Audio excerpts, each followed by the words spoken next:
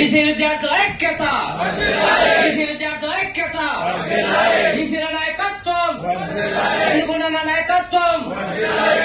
నిజంగా ఈ రోజున మీ అందరిని చూస్తా అంటే చాలా ఆనందంగా ఉంది, స్ఫూర్తిగా ఉంది.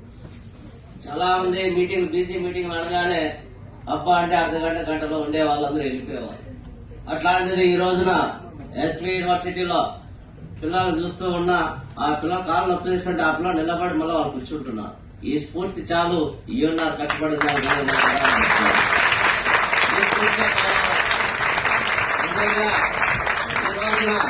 కండువా వేస్తూ ఉంటే కన్న తల్లి స్పర్శన అనిపించింది. ఈ కండువా వేసుకుంటాను ఎందుకంటే ఎన్నో కండువాలు వేసుకున్నాం, ఎన్నో కార్యక్రమాలు ఉన్నాం. మరి ఈ కండువా చూడగానే మన ఆత్మ గౌరవాన్ని మనం మెల్ల వేసుకున్నంతగా ఆనందంగా ఆదర్శంగా ఉంది.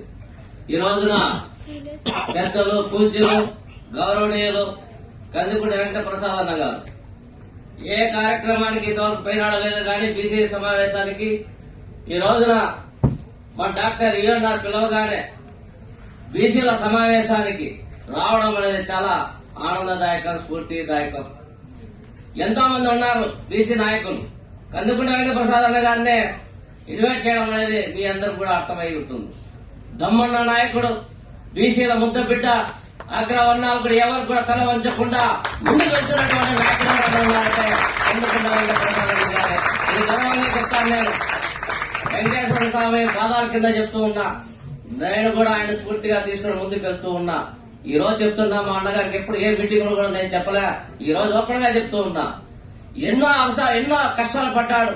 కుల బలం లేదు, ధన బలం లేదు, ఏ బలం లేకుండా ఒక్కడే ఒంటరిగా ముందుకెళ్తున్నాడు. జనంలో తన యొక్క నాయకత్వాన్ని పటిష్టంగా ముందు తీసుకున్నటువంటి వ్యక్తి ఎవరైనా ఉన్నాడు, బీసీ నాయకులు ఉన్నారే అంటే ఈ రాష్ట్రంలో కందికూడి వెంకట ప్రసాద్ అన్న గారు అనేది సగర్వంగా మనం చెప్పుకోవచ్చు. మన అందరూ పూర్తిగా చూస్తున్నాం.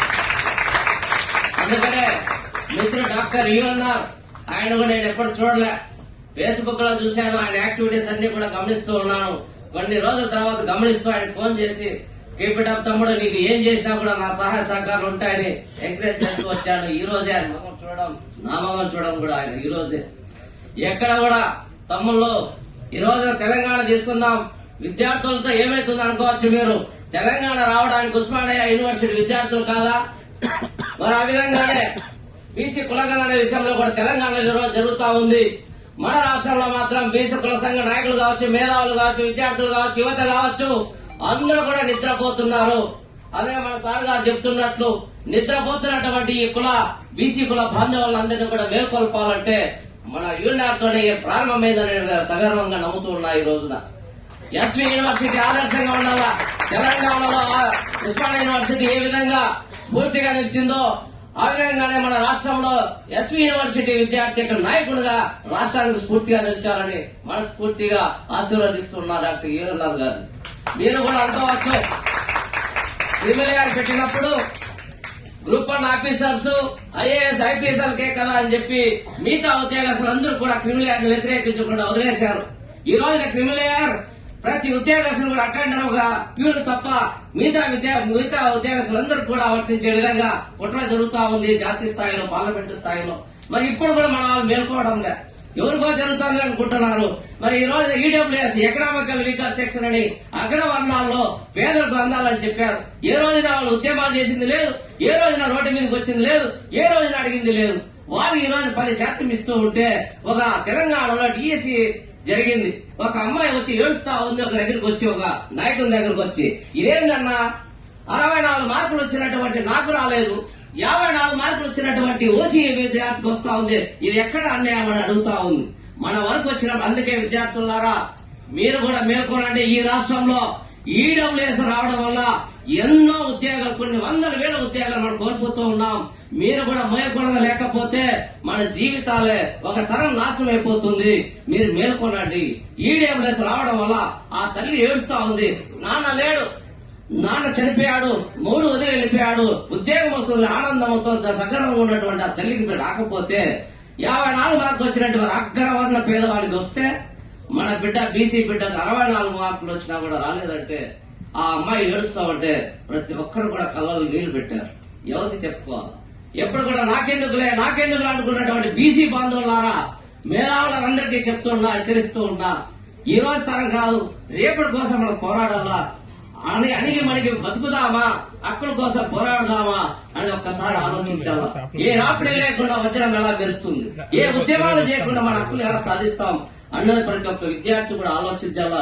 నిజంగా మీ అందరూ కూడా ఎస్వి యూనివర్సిటీలో జెండా ఆవిష్కరణ జరిగింది, కండువ ఆవిష్కరణ జరిగింది.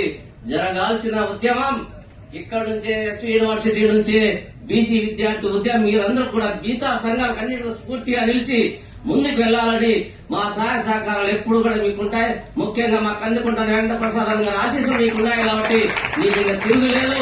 నేను కూడా మీ అందరూ కూడా భవిష్యత్తులో తమ్ముళ్ళు ఎప్పుడు మన అందరూ మనం బతికేస్తే మన వాళ్ళందరూ కూడా గుళ్ళు చుట్టూ తిరుగుతున్నారు. అగ్రవర్ణ విద్యార్థులందరూ కూడా అసెంబ్లీ చుట్టూ, పార్లమెంట్ చుట్టూ తిరుగుతూ ఉంటే మనం మాత్రం గుళ్ళు చుట్టూ తిరుగుకుంటూ కాలం గడిపేస్తున్నాం. మనం జరుగుతున్న అన్యాయం కూడా పట్టించుకోకుండా బానిసలుగా ఇంకో విధంగా సచ్చిన శవాల్లాగా బతికేస్తున్నామని మన కాంశీరామ్ చెప్తా ఉంటాడు. కాబట్టి విద్యార్థులారా, సమయం లేదు కాబట్టి ఈ సదావకాశం ఇచ్చినటువంటి మీ అందరూ కూడా భవిష్యత్తులో మీ అందరూ కూడా ఇక్కడ 200 మందే కాదు, నాకు 2000 మంది కనిపిస్తున్నారు. అంత సభగా జరిగినట్లుగా నేను భావిస్తున్నా. ఈ డాక్టర్ ఈఎన్ఆర్ గారిని మనస్ఫూర్తిగా ఆయనకు ఆశీర్వాదాలు ఇస్తూ, మీరు కూడా మంచి ఉద్యమాలు చేయాలని ఆశిస్తూ, ఆకాంక్షిస్తూ ఈ సదావకాశం ఇచ్చినటువంటి పెద్దలకు నాకు ధన్యవాదాలు తెలియజేస్తూ జై బీసీ. Thank you.